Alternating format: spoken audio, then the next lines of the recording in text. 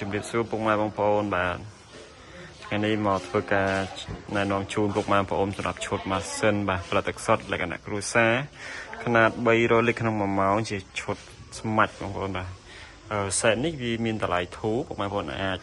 ធ្វើការប្រកបជាសិប្បកម្មលក់ទឹកដោយខ្លួនឯងបានបាទយើងមានមកកាផ្លេមកកញ្ចប់ហ្នឹងដំណើរការបានតែម្ដងបាទអត់ពិបាកទេយើងមានជាងជំនាញមករៀបចំជូនពុកម៉ែបងប្អូនដល់ទីតាំងអញ្ចឹងបាទហើយឈុតនេះយើងរៀបចំរួចរាល់នៅខាងស្វាយអន្តរបាទខាងព្រៃវែងដូចជាស្ដែងពុកម៉ែបានឃើញចាក់ស្ដែងក្នុងវីដេអូហ្នឹងអញ្ចឹងគឺយើងមានតុកសម្រាប់ខ្ចប់តបកន្លះលីត្របាទមានប្រព័ន្ធម៉ាស៊ីនមកកាផ្លេបាទមានស្តែនស្តុកតុក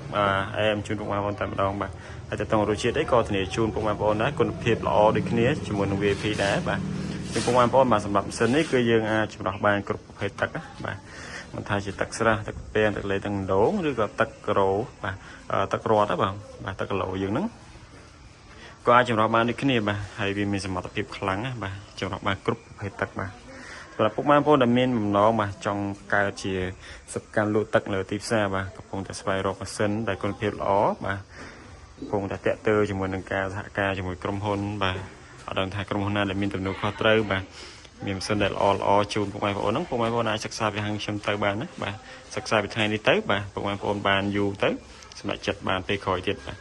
ជាវីដេអូនេះមានតែប៉ុណ្្នឹងទេសម្រាប់ពុកម៉ែបងប្អូនដែលបានមើលវីដេអូនេះបាទចឹងមានចម្ងល់បន្ថែមឬក៏មានអ្វីបន្ថែមទៀតពុកម៉ែបងប្អូនអាចតាក់ទងមកបានណាបាទយើងធ្វើការប្រឹក្សាជូនពុកម៉ែបងប្អូនបាទ